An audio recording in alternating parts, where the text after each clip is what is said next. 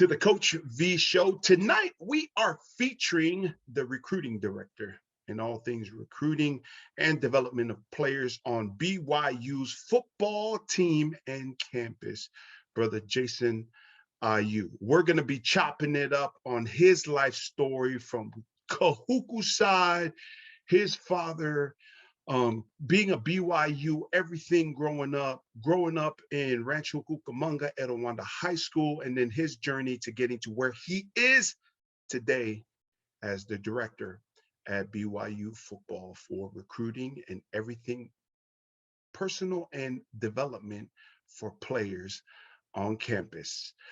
Stay tuned. It's about to be hot. And now a word from our sponsor. Malolele. My name is Viliamitu Ibai, and I'm here today to share what it is that we do as a family, as an active family, that both of our kids this fall are participating both in 2 sports, and how vital and important it was for my wife and I, Nurse Martha, who is a professional in the medical industry, that we all are vaccinated, and also that our son, who is now eligible for vaccination, will be vaccinated as well. That is what we're doing as a family. Thank you so much for your attention.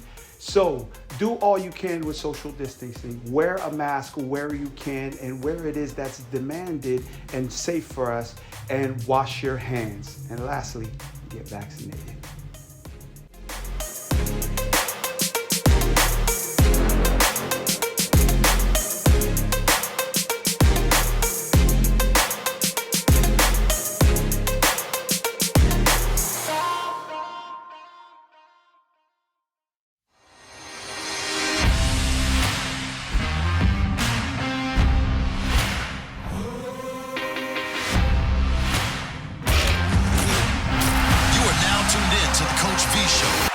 Welcome to the Coach V Show, your Hollywood radio show for personal development with expert insights and interviews to help you, me, and we work to be our best and live our best life, offering for your consideration life lessons, behavioral models, and success frameworks should you find value in, that you deploy into your marketplace and extract what it is that you find valuable and level up in life, leadership, and business. Today, the Coach V Show and Island City, broadcast from Hollywood, California's Dash Radio Studio, is juice to have Brother Jasen IU as the feature on this show.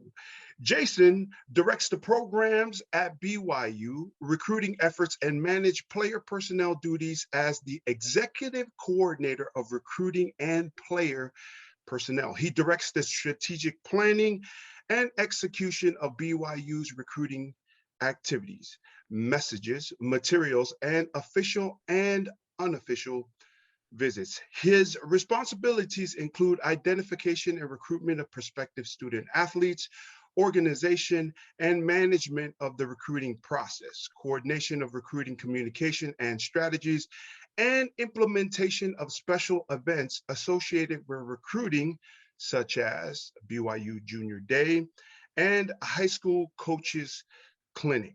Among his other duties, IU is a resource and mentor to the student athletes in the program, works with the coaching staff to manage the team's roster, and serves as the team's NFL and pro liaison. His highlights include many, including establishment and implementation of the current BYU football academic expectations program with players and coaches, and the faculty appreciation program. He created and coordinated the BYU football trunk or treat activity in 2016. He developed and coordinated Youth Pro Day event, Team Big Man's Camp Team, and 7-on-7 competitions.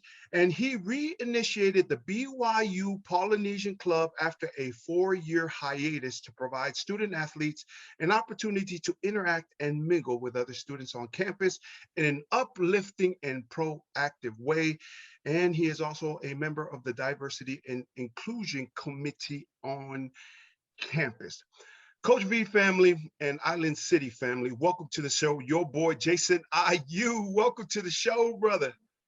Coach V, man, it's a blessing and an honor to be on your show, brother. I really appreciate you reaching out. Man, the honor is mine. It was interesting when you texted me back, and I was like, so does that mean you want to come on the show, or you don't want to come on the show? Because we have been around each other, but it's been almost a decade since we've last been in front of each other in person. So please, without further ado, let's tell the audience your story and what is your genesis point, and start wherever you want in terms of what you feel is an introduction of yourself and where this Jasen IU story started. Yeah, no, I really appreciate that, V. You know, my story really started with my parents. My Mm, father was born in Samoa. At the age of 12, he moved to Laie, Hawaii, on the island of Oahu. There he met his wife, my mom, at Kahuku High. They got married. He was a star football player for the Kahuku Red Raiders. Had a lot of offers to go to many different places, Nebraska, SC, Oklahoma, you name it. And being a devout member of the Church of Jesus Christ of Latter-day Saints, his father told him, I want you to go to the church school, mm, which was BYU. And right. so he came to BYU, and that's really where it all started. I was born in Provo, Utah, when my dad was playing football. So I have a real connection to BYU and that. And then my mom's family had thus moved to California, to Torrance, California. Mm-hmm. And after my dad's graduation, we moved down that way, and I was raised in Rancho Cucamonga, California. I went to Mm-hmm. school in Etiwanda High. I'm a E-High 90 grad. Um, and that's really where it was at. That's really where my upbringing was. My dad, just an island boy, got a college degree, and then worked two jobs, got two master's degrees, and so I'm the oldest of six children. I have three sisters and two younger brothers, and that work ethic and that sacrifice, and we grew up in humble beginnings. My dad worked for everything. My mom was fortunate enough to be a stay-at-home mother. Mm-hmm. Um, and so I have a blessed childhood. And I think that's one thing that really integrated with me is the willingness to sacrifice and to work for everything. We were humble, man. I mean, we were in the free lunch lines. We were anything free, we were in that line. Mm, mm, And we had no shame in our game. And my dad worked his butt off, and very rarely was he able to make it to a practice, but he made it to all my games, and that meant a lot. And I always looked up into the crowd after the game was done because of his work schedule and school schedule. He would always come there a little bit late, but I just remember being there at Awanda High. We would play our home games at Chapey College, and just looking up, always trying to look for my father and to see his support. And so that's basically what's bred in me is, mm, just work and have effort and to be the very best. I think for me, V, to be honest, I wasn't one of those kids. Like, I only went to one school. I knew I wanted to go to one college, and that was BYU. And I went to BYU because my father went to BYU. mm, And when I went to BYU, coming from California to Utah, it was a little bit of a cultural shock. I think it's for any kid as a freshman walking in. I remember walking in my first day of class, I'm wearing my Letterman's jacket, and these kids, my first class at BYU was human anatomy. mm, And I don't know why I was in that class, but I got humbled really, really quick. It was a 7 a.m. class, and there's a dead body, a cadaver in the middle of the classroom. And I'm like, okay, I'm not in high school no more. And, and I wasn't one of those kids, coach, that had a plan. I didn't know mm, what I wanted to do. I wanted to play football, but that was taken away from me my senior year in high school. I injured my back and actually herniated my disc in my back doing some summer lifting, some squats, and I felt a pop, and that really messed up my career as far as playing. Back then, in the late 80s, early 90s, technology wasn't the same. You have a surgery Right. like that, you have a back injury like that, you're done.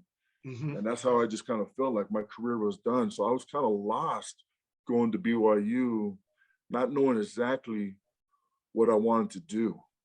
My mind was, I worked for a chiropractor in high school. I was thinking, okay, I want to be a chiropractor. And that's why my very first class at BYU was human anatomy. Mm. Probably should have started off a little, a little smaller, but I went straight to the get-go of human anatomy. And, I changed my major 2 or 3 times while I was there. And then I met my beautiful wife, who we've been married for 25 years Mm. now. And we have 2 wonderful kids, my son Chaz, my daughter Zion. But I'll be honest, brother, I didn't know what I wanted to do. Right. Um, I had no plan. I was a little bit too prideful to ask for help, and like I said, I changed my major 3 times. When I got married in 1996, it was real life. And now I'm thinking like, okay, how am I going to take care of my wife? I have no Right. job. I'm a student, and I found a summer job delivering sheetrock, delivering drywall and building materials. You Right. know, and I was just taking that, and I did that, and I was like, okay, I guess this is my career. And I started off $7 an hour as a stalker. And like I said, I ain't afraid of hard work. I know what I bring to the table. And I worked my way up all the way up until to outside sales, to inside manager, to operations supervisor. For 7 years, I worked in that field. And I remember looking to my wife, and now we had kids. And it's like, okay, I guess this is what I'm going to do. This is Right. what I'm Right. going Right. to be, you know. And I still had a vision of playing football. Um, but of course, obviously my back was jacked and I couldn't play at BYU. I couldn't pass the physical. I did serve a 2-year mission prior to getting married, hoping that I could walk and work it off for the 2 years. And when I came back off my mission, I was working at UPS at a part-time job and hurt my back again. And I ended up having surgery, and that was it. That was a wrap for my football Hmm. career. Um, and so I was married, had kids, had a back surgery, wasn't sure what to do as far as life. I knew I still wanted to be drawn to football. Like football's in Hmm. our blood. My dad played, my brothers played, my uncles played, my cousins played. I'd go to games and watch my cousins and friends playing, and man, it just drove me like, gosh, I gotta play. I want to play. A semi-pro team came up at Utah. I was like, you know what? Shoot, I got to prove it to myself that I can play at this level. Right. And Right. all the guys. And so I played semi-pro, outdoor football, and then there was an indoor team, an arena team that came to Utah. And people were saying, "Hey, try out, try out." And I was like, "Man, everyone that's trying out played college. They Right. played at Right. Right. they played at Utah, they played at BYU, they played at Idaho State, and I never played college ball, so I was a little intimidated. Like, nah, I don't know, man. I never played college ball. These coaches are gonna look for college guys. I never played it, but on the last day of tryout, I decided to go, and it was at the University of Utah. It was an indoor bubble. It was 11 o'clock at night because that's the only time we could get the bubble to try out. And I made the team, bro. And and we played in the Maverick Center, and the funny thing, and I bring this all together because one of the people that watched me play were a group of coaches from Snow College. Right. And my brother CJ had left BYU and went to Snow College for a year. And his D-line coach abruptly left a week before the season. And so the Snow College coaches were scrambling, trying to find a D-line coach. And they had watched me play in this arena football league, right? And the coaches went to approach my brother CJ and said, "Hey, we need a coach. We're thinking about Jasen." And my brother CJ goes, "Jasen who?" You know what I mean? Yeah. And he's Yeah. like, "Jasen, your brother." He's like, "My brother?" I never coached ever. Yeah. I coached Little League, coached my little brothers. He's like, yeah, Jason would be great. He called me, he's like, hey, these Snow College coaches who you don't even know saw you play football in the arena and want you to coach Snow College. And I got the call. I went down there and I coached Snow College. And that's where I met you. Remember? That's when you were at Boise State. You came down and recruited Snow. I coached her for 4 years, and I drove from Eagle Mountain to where I live now to Ephraim, Utah, and that's about an hour and a half drive one way. Yeah. And I still worked my full-time job, which was delivering sheetrock and doing some things, and would commute down there. I remember picking you up from the airport. I was like, hey, you want to come down to Ephraim? Then let me drive you down to Ephraim. Yeah. Remember? And I drove that for 4 years. And I told my wife, I mean, the stipend for Snow College was only $5,000. And I was spending a lot of time down there. And my wife asked me, honey, how are we going to do this with the kids? And I said, honey, just give me 5 years. Just give me 5 years. And if I don't make it to a D1 level, I'll walk away from coaching. I fill my coffers. I'm done. I felt good about what I've done. Year 4, I get a call from Gary Anderson, who was the defensive coordinator at Utah. Yep. And he asked me, he's like, Jay, I can't promise you a full-time position, but I want you to be a part of my staff. I want you to help me with the defensive line. I can't promise you that you'll travel, but you're going to learn a ton of football, and you're going to have your foot in the door here at Utah. Yeah. He's like, Connie has talked to me about you. We've watched you in camps. I used to coach at all those camps, Utah camps, Poly camp, and we're very impressed in the product that you had. I had 11 Division I guys in the 4 years that I was there. I had a bunch of dudes, and he said, we love what you do, and the invitation's yours. And I went back to my wife and I said, honey, Utah called, and I think, I'm a bored BYU guy. Right? Yeah. The irony, right? I'm a bored BYU guy, but Utah gave me the opportunity, and I took it, and there was no pay. I volunteered. I was an analyst, really. We call it a admin assistant. And Elisa Tuiaki was a graduate assistant. Yeah. And I was the administrative assistant. There's only for the defense. And I told my wife, honey, my wife's like, honey, this isn't helping us financially. And I told her, just give me 3 years. Give me 3 years. And if nothing happens in 3 years, if I don't get a full-time gig, then I'll walk away. And then the year 3, I had an opportunity to interview. It didn't go my way. But I felt like I've offered as much as I possibly could to the coaching world. And I got that feel of being football. That's my passion, and being involved. And I walked away from football, was able to coach my son in high school. He was in 7th, 8th grade at the time, and coached him all the way through high school. And lo and behold, Bronco Mendenhall steps away from BYU and takes the Virginia job, and they offer the job to Kalani Sitake at BYU. And Kalani called me and says, I'd love for you to be a part of my staff. Yeah. And the rest is history, brother. This is my year 6 over there. Can you imagine? I had no clue, but I'm doing what I love, and, we talked about, and I see my friends too in the coaching world, like, holy crap, they're coordinators, they're coaches, they're head coaches, they're making money. And you know what? I had to not really redefine, I had to clarify what my success was, what I felt was my success. And if I measure success by my financial, my income, then I wouldn't be very successful. But I don't. I measure my success in relationships and being happy. And having a happy wife is a happy life. And having my 2 children healthy and happy, bro, I'm on the top of the world. Now I get the opportunity. I don't coach on the field, but I get to interact and coach and mentor these young men off the field. And that brings me a lot of joy, brother.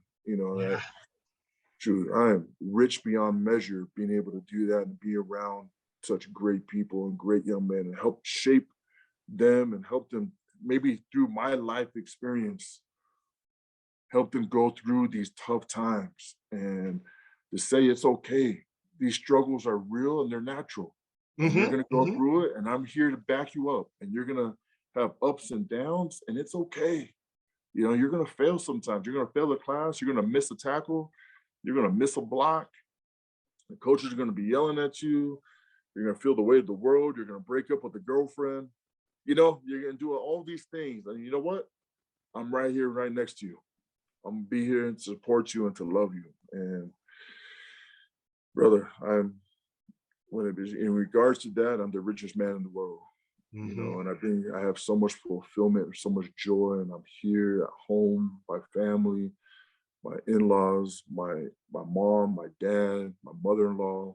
You know, I'm so blessed, so very blessed. So that's it, man. That's me.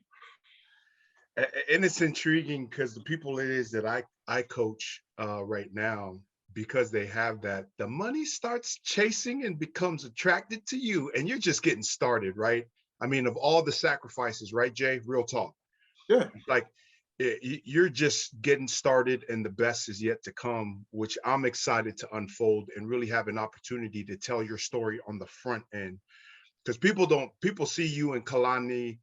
I've known you guys since Kalani was, I first met you guys way back, right? Way back. Yeah. And I mean, I think Kalani was at Southern Utah. Then Elisa came over, right, as the GA. I met you. I've been so far removed from football. I forgot I actually tried to recruit your brother, and he went to Oklahoma. Yeah, right. We met him in the Fiesta Bowl, but that's just how far removed I am from football. It's just been so long that I'm like, freaking forgot about CJ. baller. And ironically, we met up in that 2007 Fiesta Bowl during my first year as the linebacker coach. But your story is just awesome because from afar, because I used to be in the stands at Chafee in junior high and in high school as a freshman watching. I mean, it was like you, Will Aho. Come on, bro. Yeah. Come on, bro. Shonda Smith, right? Yes. You guys were legendary in my hood, the 909, right? San Gabriel Valley, right there off the 15, that whole Pomona 909 IE, right in the border between LA County and San Bernardino County. When I first started playing organized sports, you guys were I used to hate Etowanda too, because they go to this gym. You know how we all meet in the theater at Ontario High School?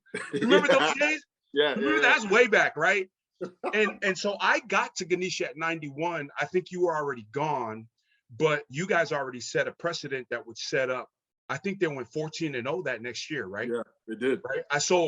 I came in, and so I was kind of around during the legend that was your time, and I watched you guys, But like my first interaction with Etowanda was, they introduced the head coach. Remember that at Ontario High School in that theater?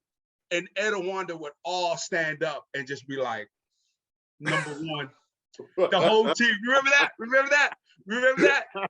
Did you guys do that when you were there too? Yeah, we did, man.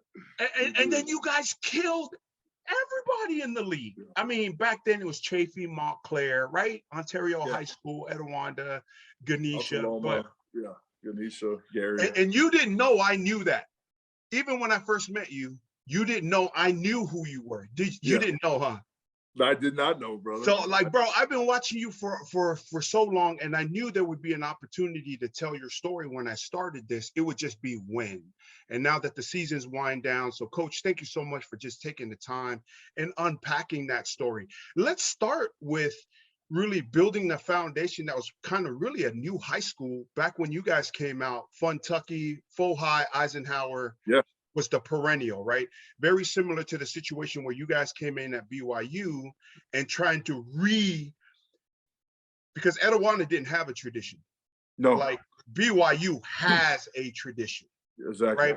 So if you could, Coach, if you could just start, like, who are your parents? Please tell us their names, and then kind of unpack that starting a new tradition that was Etowanda, which back then, Eisenhower, Ike Mob, Fohi, was just killing it, especially Yeah. Mormon, Polynesian, Ray Tongale and those guys were down Yeah. there. The Kalvaka brothers, right? Latu's, yeah. Yeah, Latu's. Oh my gosh, Latu that Yeah. came over to, there was Latu's on Fontana. And talk about who your parents are, and then just that high school experience that really set the foundation for your love for football, right? Yeah. Your dad, I mean, come on. And even talk about Kahuku. I mean, that's just anybody who's never seen a Kahuku or graduation or Kahuku high school football, just YouTube it. Yeah. You will be at, like, when you talk about culture, this is how we live. I know that's a lot there for you to unpack, but just what comes top of mind when I talk Kahuku, Etowanda, right? Creating a culture. You guys are recreating a culture there that has national championship. You're not trying to be a BCS bowl buster, right? Yeah. You guys have done that already, but now let's do it all the time. Well, talk about that, Jay. Yeah, Please. no, I appreciate it. You know, my father is Charles Ayu. He's the youngest of 9 children. His parents are Mickey and Mela from Falaniu, Samoa. My mother is is number 9 of 14 children. Her parents were Max and Irene Hanneman. The Hanneman family. The Hanneman family. Yes. I didn't know that. That's a huge family. I mean, like Mayor Hanneman that was over in Hawaii, right? Yep. Okay. Yep. So the Hanneman family runs deep. And the IU family runs deep in Hawaii. And so I'm very blessed with 2 rich heritages of culture and family and respect. You know, and like I said, my father went to Kahuku Red Raiders. He was a leading rusher. And he was the first person out of Kahuku to graduate from BYU with a degree. And that was big for him. That was huge for him. And he's always been that guy that wanted more than just what was on the island. You know, he wanted more than the island life. And we grew up in Rancho Cucamonga, and there was a new high school. Yeah. Etowanda High. That's right. It was only 2 years old by the time I was going to high school. And Etowanda was, you know, way out there by itself. And my father worked his butt off, like I said, 2 jobs, and was able to get us a home so that we could go to Etowanda High. It was a new school. There wasn't gangs. There wasn't all that from like Altaloma or Chafee. In my boundary, I would have went to Chafee. Yeah. You know, so it was either Chafee or we go to Altaloma. But my father decided, no, I'm going to take you guys to the new school, a new culture, a new high school. And those first couple of years at Etowanda, we were trying to define what our culture was. And you had the full highs, and you had all the talent. I mean, there's so much talent in the IE, you know, and established talent. And I remember our first game, we played full high in a passing tournament, and they were a run team, but they kicked our butts. And we would play all, Glendora and Ganesha and Gary and you name it. And we had to really define who we were. And we played with a little chip on our shoulder, and we had some guys that, that wanted to play and felt like we could compete with the big boys. And that's what we did, man. We were very close. We lifted, we played together, we sat together in the quad. We had each other's backs. We always watched out for each other. We'd go to group activities or parties and just make sure, hey, we're trying to live a right life. We got football, and that kind of just kept us safe, and kept us out of trouble, kept us with the focus, and we were able to accomplish those. And the year after I graduated, when they went 14-0. And got it, and they kept rolling, So going to BYU was a new thing. When people don't realize that when Bronco Menahan left, he took everybody. He took the DFO, he took the recruiting, he took the strength staff, he took all the coaches. And so Kalani, as a first-time head coach, came in with a whole new staff. Right. And even the support staff. And we were trying to figure out our roles and what we're supposed to do. And, college football wasn't waiting for us. Yeah. They ain't waiting for BYU. Oh, yeah, let's hold up. Let BYU have some time to acclimate. I mean, we were rolling. And we've evolved into, we finally got the momentum going and who we are And we're a culture of love and learn, and our guys have bought in. And we're 21-4 the last 2 years. Yeah. And Yeah. I feel really confident moving forward that we finally got that going. But yeah, that's my family. So big. My family. My dad comes from a family of 9. My mom comes from a family of 14. And so family get-togethers, family reunions are huge, right? Right. Even my wife comes from a family of 8. And so even getting with them, it's just one humongous party. And so I'm very, very fortunate. Yeah. And talk about that, Coach. Talk about the transition from really trying to figure out how to make football your full time, Yeah, right? And then you get in, and then it's like, because everybody's like, man, you want to be married, but you have really no idea what marriage is until you are married, right? You want to be in Division I football, but you don't really realize the responsibility, the accountability, the daily habits, activities, the routines that need to be created in terms of culture and process, right? You just don't know. yeah, And then especially when you're on the outside looking in, it's like, man, I can't believe they lost that game. Man, winning is the hardest thing to do brother. in life. Not It's just hard. volleyball, not just football, and Yeah, everything, right? Winning is hard to do. The norm is like, baseball, striking out 70 to 80 times, 70% of the time, 80% of the time.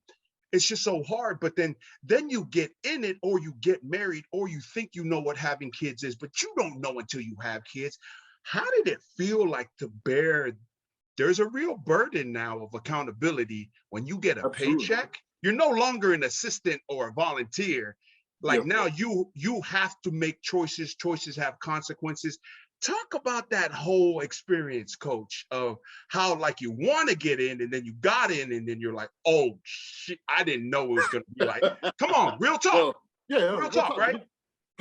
So we got in 2016. Our first year, we had Taysom Hill, we had Fred Warner, we had Jamal Williams. Yeah, I yeah, mean, we had Stella Takitaki. We had some cats, and we yeah. went 9-4, right? Mm-hmm. And so we're thinking like, oh, this is easy. Shoot, first year, we went 9-4. And Right. those guys all left, graduated. It was a very heavy senior class, and they left. And the next year, we went 4-9. Right. And the road was falling down, brother. We were at Yeah. first we were the hottest ticket in town. Like these guys are walking on clouds, and then we go 4-9, lose to teams that we shouldn't be losing to. And now the criticism, and that's the one thing about college football is when you are up, I mean, the media loves you. When you're down, the media crushes you, and everyone knows, right? And it was rough walking into church on Sunday after a loss. Like, oh my gosh. Real talk. You know what I mean? Like it's Yep. like, oh my gosh, I just locked in the door and like I couldn't talk to anybody. But we figured it out. We made some changes. We had to make some difficult changes, coaches wise. Kalani did, personnel wise, and we went 7-6 the following year. Mm-hmm. Okay, we're on the right path. I think we're going good. Where I think we're okay. We got out of the dungeon of 4-9. We got to 7-6, and then the following year we went 7-6 again. Mm-hmm. And so, like, what is happening? We had to really refocus on ourselves because BYU, for a lot of programs, 7-6 is great. Yeah. But not for Yeah. BYU, right? Not for BYU. Not when you have University of Utah and they're killing it every year. Yep. In the state and Utah State. And so we had to really redefine, and trust in our systems. And we developed, right? And so we took a lot of kids that had the right measurables, the right character, and we muscled through them, and we developed, we're patient. And last year, those kids that were starting as freshmen that we were 7-6 and 7-6, we go into the COVID year and we're thinking, we felt really good before COVID that we have a squad. We finally got a squad that we've developed, that we've handpicked. They're all our guys, and that we're going to win. And then COVID hit and wiped everything out. And luckily for us, we had an athletic director that was aggressive and just tried to put a schedule together of whoever. And we went 11-1, right? Last year. But then there was doubters, like, but they didn't play nobody. Right. They didn't play anybody. They didn't play no Power 5 school, blah, blah, blah, blah, blah, blah. And so we went, and that fueled us from the moment, from January 1st, that fueled us to say, okay, we're going to prove the world. We have 6 Power 5 teams this next year, 2021, Yeah. you know, and we're going to prove to the world that we're for real. And we went out and did it, you know, and we went 10-2. We unfortunately lost in the bowl game, 10-3, which is a little sour taste in our mouth, but that was satisfaction that we're on the right path, you know, and we're doing the right things, and it's okay. You know, I wish that we didn't have that 4-9 year or that 7-6 and 7-6 seasons back to back, but we needed it. And it was what you do when you get knocked down. And we got up and we kept working and kept grinding and believing in what we're trying to accomplish. And we did it, you know, and now that the ball is rolling, there's an expectation to keep it rolling, you know, and we're living up for that challenge, and we got to make decisions, you know. And so it's been a great ride, and it's been a lot of life lessons I've learned just through my career of football at BYU. It's never be complacent. You know, we want more. We were 10-11-10-3 this year, whatever. We want to be better. We want to become more. And now we're getting invited to the Big 12. We want to be ready to go. We don't want to, you know, wait 6-7 years to compete. We want to start competing now, you know. And so that's basically it, my bro. That's what I've learned. So. Yeah, right. And so for me, us winning in 2007, I mean, I got more awards in football and in business than I have room, right? But really that's an attribute to process. But one of the things about process that creates internal pressure is a precedent. Like when you set a precedent that's very high in expectation, and when you go for like 14-0 your first year, you know, like you said, it's like a 10-3 year, a 10-2 year, you know, whatever. It's just like everything. It's like BCS or bust. And that's the culture. And that's really especially of a BYU program. I mean, the legends and the people that, I mean, Jim McMahon, you guys had I think it was the number 2 pick a year ago, right? Yeah, he's the number 2 pick, and you develop some guys that are like, there's a DN that came out. You already mentioned him, right? Oh my gosh, that African cat. Yeah, Ziggy. Man, like the standards are really high. And the thing is, in terms of setting precedent, is you actually can do it. Like you guys can roll into the Big 12, and given, you know, Baylor and those guys got some exceptional talent, so does Texas, but so does BYU, right? Yeah. So really now the precedent, I always thought, was not the fact that this goal is so high, but like, why not us? Yeah, no, absolutely. I mean, we learned. Why not us? Come on, Jay. What are your thoughts on that? Oh, bro, that's the big. Now that you're exactly right. You know, it's like my son. You know, in high school, before he had high school, he had goals he had goals, right? Like, Dad, we sit down and I go, son, what do you want out of your football career? I want to be a recruit. I want to be this. I want to be that. And I'm told him, look, if you want that, then you got to sacrifice. You can't go out. You got to. I have no video games in my house. It doesn't belong in my house. Right. You know, when your guys are out there, you're out working out. I'm gonna get you a private trainer. You're gonna do this. You got to have great grades. You got to blah blah blah blah blah blah blah. And my son, you know, bless his heart, he was ready for the challenge. That's what he wanted, right? But it's all, you know, until his very first offer. His first offer was in 8th grade. You know, it was with BYU, and then he had Utah. Then it was, you know, then it was bam, bam, bam. But until that first offer, everything is just fantasy. Yeah, He has faith in me. Like, I'm trusting my dad. My dad's been in this game. I'm trusting him. But once you got the first one, it clicked and was like, I can do this. Right. And then we go to LA. and do the Nike camps in LA, go to Oklahoma, do their camp, go to SC, go to UCLA, go to Oregon, go to Stanford. And the kids like, I can do this. I can compete because I've been there. And moving on, bam, bam, bam. He had multiple offers after that. But it's the same with life. Right now, the players in our program have faith in us. And then we did it. Right? Now it's like, okay, they've done it. And they're not just playing, regular G5 teams. They beat SC and Utah and Arizona State and, you name it. They beat them. And, it's like, yeah, just like what you said, the precedent's been set. It's not like it's something new. We're not talking about have faith in us. We've done it, And I tell you one thing that was a big difference with Coach Kalani that I've never had experienced is that he really coaches out of love. The fear-based coaching, like the old school coaching, like I'm used to, that I was brought up of, hey, you're gonna do this and you're gonna run through the wall. Yeah. Blah, blah, blah. That's not Kalani.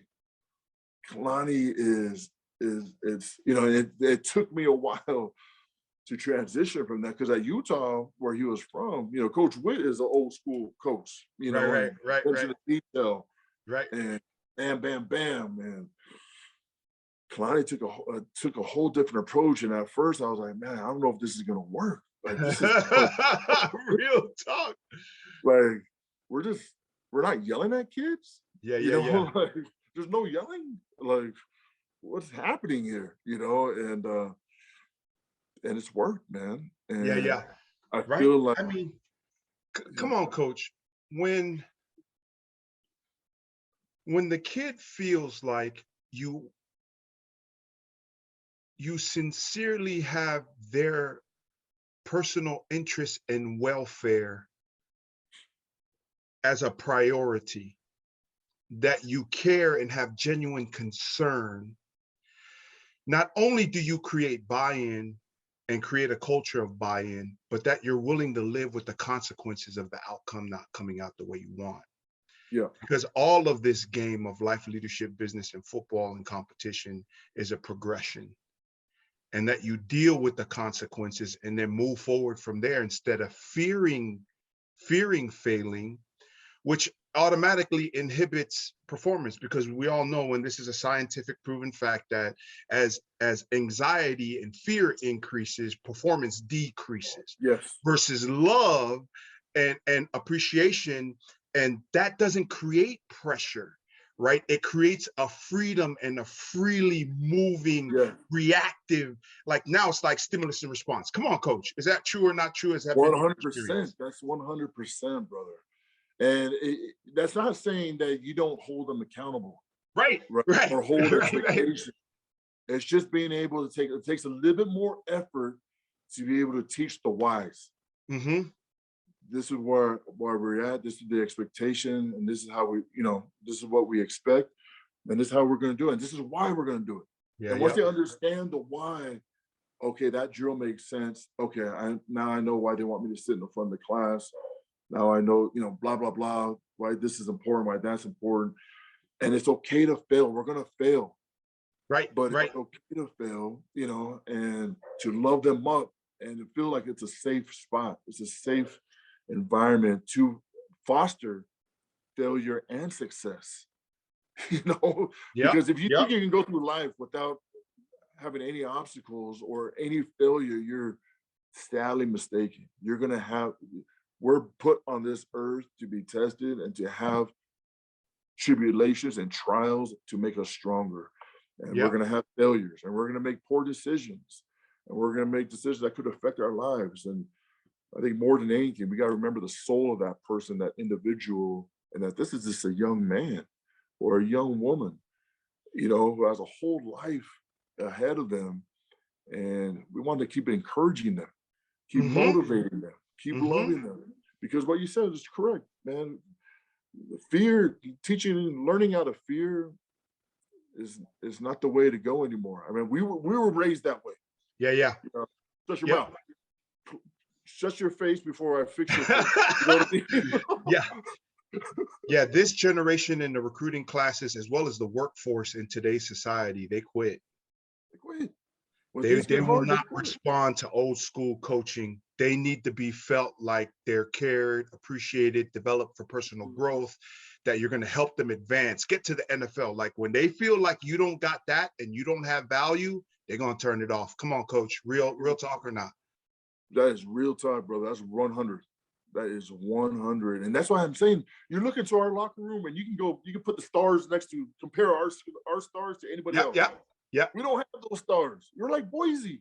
Yeah, Remember yeah. back in the day, Yep, Boise that played with the chip and they won games because they felt loved, they felt involved, they felt, that they could grow and if you made a mistake, if you drop a pass, the coach ain't pulling you out. You miss an assignment, you blow a gap, coach ain't yanking you out and screaming you down. But that, hey, now the players are encouraging each other. The players hold each other accountable. Hey, get that play, man. You're better than that. Come on, and that's the beautiful part, bro. That's the Yeah, beautiful I mean, part. that's coaching, right, coach? It's like, hey, you may not have been ranked a 4 or 5-star athlete, but you could perform like one through your preparation and how you now subscribe to what we do, like willingly subscribe to what we do. For And sure. then individually, you could perform like a 5-star, like a Kellen Moore, who Yeah. was not, it was us in Idaho that recruited him out of Prosser, Washington. But he's the most winningest quarterback in the history of college Ever. football. So, like, as a coach, one, because you're a recruiting guy, it's like you have to find guys that love to play football and not get lost in the perception and the eyes that say this guy isn't a guy. Now, if you could find them, height, weight, speed, and they have the intangibles, right? The heart, mind, and soul, and the mentality and all that, great. But a lot of those guys, man, those are like Ohio State. Come on, real talk, right? Penn State, those guys are Alabama, Sure. Clemson. Those are still to this day, those are like no, but you could develop guys. And Absolutely. that's what from afar, my sofa coaching ass over here in freaking Elk Grove watching your kids. Not only do you get great talent, because you're still getting great talent, right? Sure. But you develop players. You Yeah. coach them up, right? Is that right or wrong? What are your That's thoughts? right. That we have to. And the proof's in the pudding, and Tyler Algier just declared for the NFL draft. Broke the season yardage record. Came in as a walk-on. He had no other Division I offers, right? Came as a walk-on. We moved him to linebacker. So he started at linebacker for a year, for a season. Then we put him to running back, and and look at him, and baller, right? Yeah, baller. He's declaring, and he's going to be drafted this draft, and but you have to develop guys, and for us, we try to draw as many correlations from football to off the field. Yeah, yeah. And now that we have children, and the way I'm teaching my children is the same way I'm teaching or coaching these kids. It's the same, and trying to develop these guys, and hopefully they learn life skills, take away some things that I could be an example for them, that maybe they may say, you know what, I love the way Coach IU did things. I want to react or communicate or interact with people like the way he does, or approach life the way he approaches. Hopefully I could be an example, and that's what we're doing. That's why I love you, bro. Like what you're doing is real. You're affecting I appreciate that. and yeah, you guys too, huge. man. Oh, you guys too, man. I mean, so I had one of the kids, I got a flag football kid BYU got to look at right now. Our flag, including Junior. I mean, Junior's a baller. My son is way more athletic. I was a flat-footed effort guy, 4'7" guy. Like I think my son, I ran a 5'1" 40, as a freshman. Junior's going to be killing it. But then we also play with a kid, and his dad's going to be coaching with us. I'm like, bro, we need to get Jasen IU on your son right now. Yeah, but he's only in 3rd grade, 4th grade. That's okay, because because fourth grade to freaking 12th grade goes so fast, right? It's so And you fast. got to go to BYU, and his dad's a BYU guy, you know. Oh man. So in that, Jay, let's go into just what would of these experiences, right? Because right now you're in your late 40s. How Late old are 40s, you? How old? 49, 49. 49. Yep. And so what would be, let's start with what would be like your message to the world? You know what? To be resilient, Mm, you know, just to be resilient and keep your eye on the prize and whatever that is, whatever you identify as your success. Um, don't let anyone else tell you what your success is or mm, define your success. You define it in your heart with your wife or with your kids or with your husband or your spouse or whatever. And you define that together what success looks like, you know, because I think there's so many people, especially with the social media, they're trying to project what success is supposed to look like. You know, mm-hmm. how many zeros you're supposed to have in your pocket, what kind of cars you're supposed to drive. And trust me, I'm a human just like everybody else. I can Hmm. get caught up in that really quick, like, ooh, Hmm. you know, I can covet too, you know, and want Yeah. nice things for a family. But, you know, when you look down as a family, is when you take all that away, when you go to heaven, you can't take any of those material possessions, right? Mm, And so those things don't matter. What matters is relationships and those around you. And do they love you? And do you love them? And are you a good person?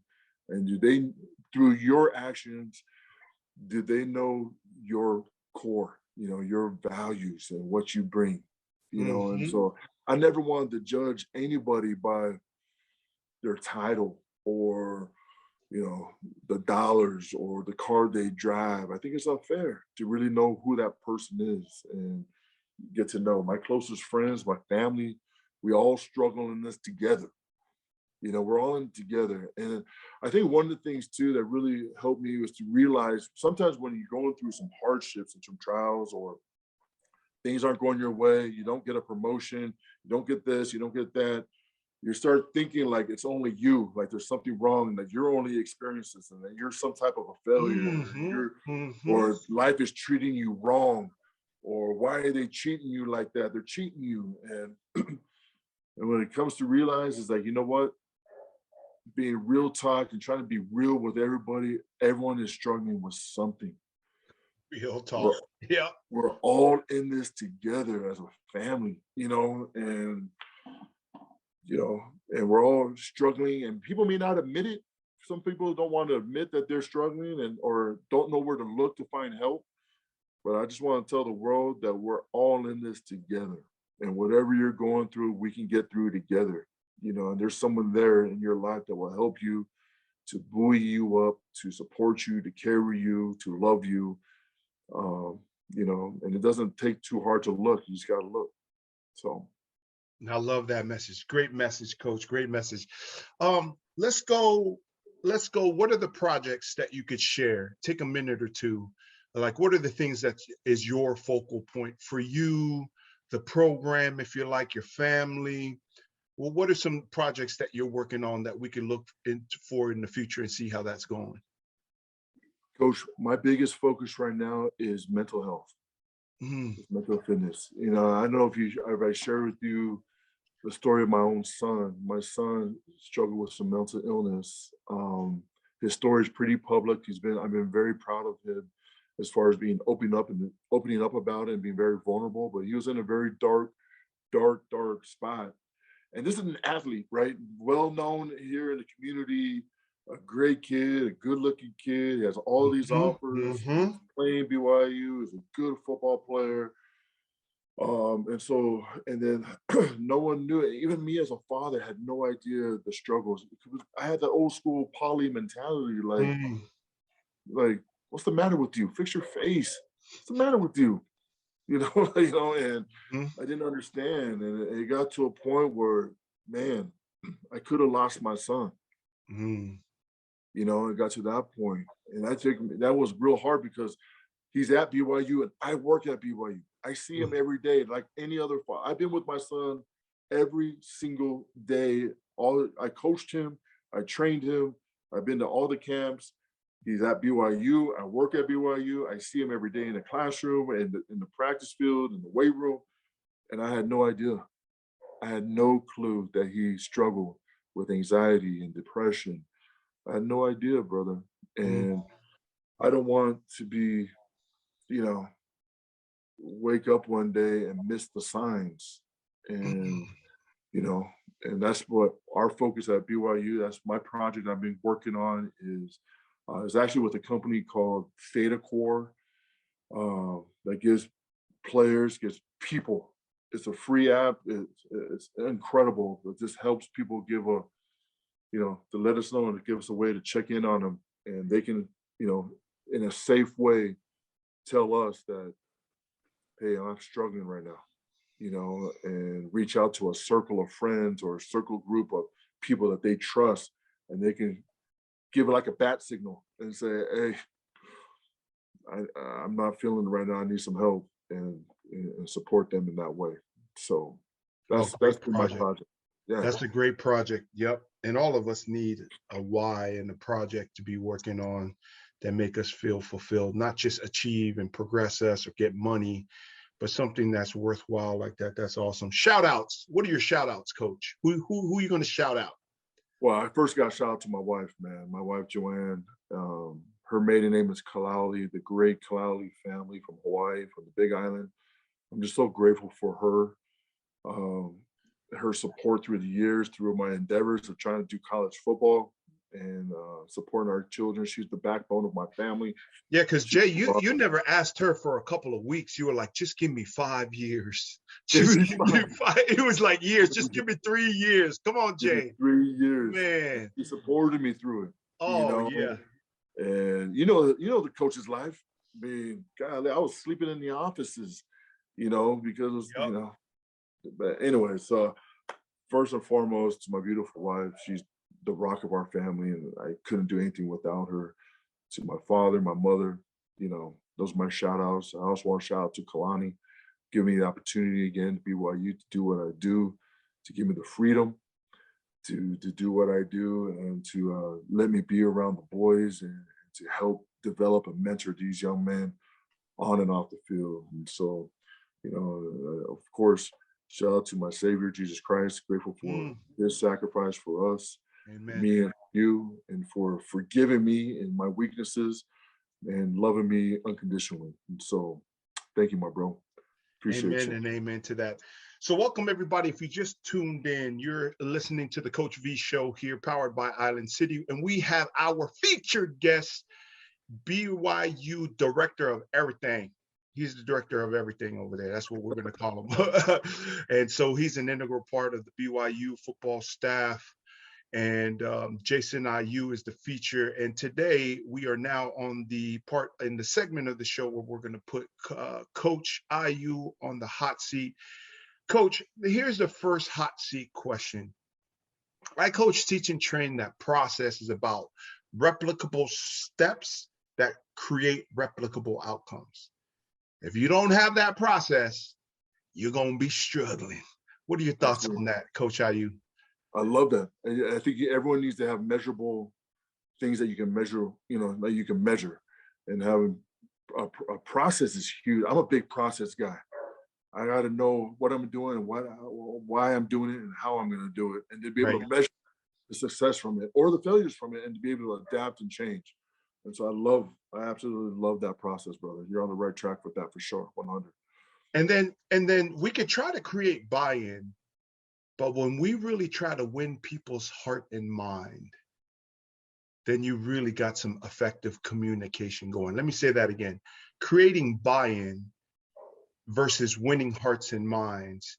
And I feel that's the really only way that you can effectively communicate, which is it's the sending and or receiving information in the way that it was intended. If people don't trust you or what you're saying, or they feel you have ulterior motives, then effectively communicating about culture and what we're doing and the why and the who, what, where, all of that, and the how, it's missed and you can't maximize. What are your thoughts on that, Coach? Bro, I love that you say that, because as you look at it through everyone, every individual, I don't care who you are, wants to be heard, right? Mm, They want to be heard. They want to feel like they belong that's to right. something, right? They want to be understood. You know what I mean? They want to feel special. And I really kind of feel like they can reach your potential and that they have some type of control Mm-hmm. in their life. Like Right. they have control over it. And I think those are Mhm. some human truths that ring true with every human being, and I think they want to be heard and understood. They want to feel special, man. They want to feel like they belong, and they want to feel like they have control and that they can reach whatever goal they can reach. And I think those are things that really resonated with me. And once you do that with an individual, they feel that from you. The buy-in is easy because you got their heart and they know where Mhm. you're coming from, right? And then right now, especially in this world with the political climate and things are so crazy, there's a lot of mistrust out there. Who do we trust? Do I trust you? What's your ulterior motive? What are you trying to Yeah. say? Right. Right. And when you speak from the heart, people feel it, right? They feel you, they feel your spirit, they feel your heart. And like I can talk to your blue in the face, but if you don't feel me and who I am and what my purpose is with you, that's a hard, that's a hard sell. You know Yeah. what I Real mean? talk. So that's real talk. So That is some real talk. And then lastly, winning ain't easy, but somebody got to do it. Might as well be you. Your thoughts on that, coach? 100. There's a winner and a loser, right? You're Yeah. either the hammer or the nail. You know what I mean? And um, I'm born to win and to win over and over again. You know what I mean? Like we want to win. I've never gone into any competition ever and saying, it's okay, I'm gonna lose. It's Yeah, just yeah, not, right. well, Real like it's talk. okay, I'll Yeah. take this loss. Nah, I'm not taking this loss. Even after the bowl games, even after every loss, like I don't want to say I'm a poor sport, but it Yep. kills me, right? And it's Yep. so much more gratifying to win. So I want to win with no regrets. And I want to Mm, lose with no regrets. right. I want to put it all out there. You know what I mean? I don't want, would have, could have done it, should have done this.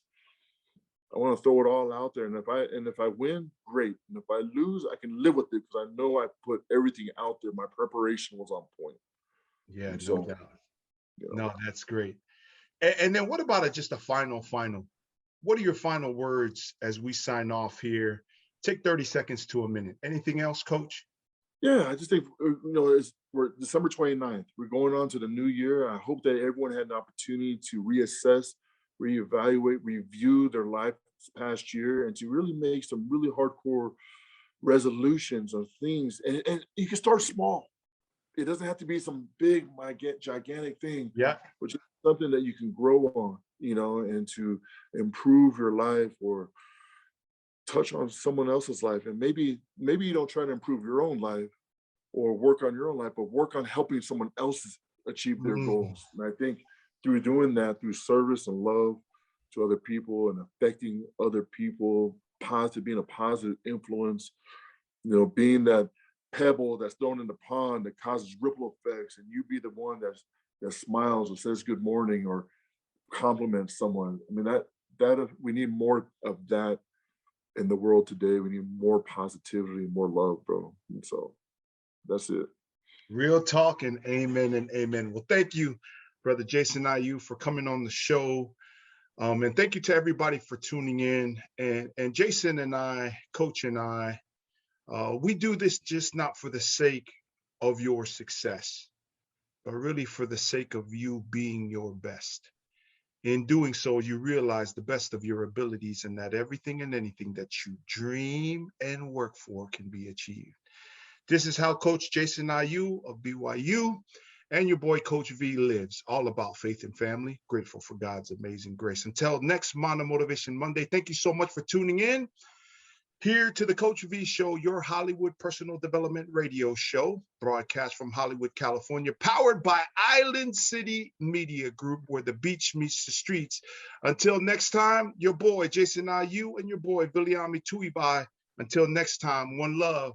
Mad respects. Live it. Peace. There we go. Much love, my brother. Thank you, V. Choo!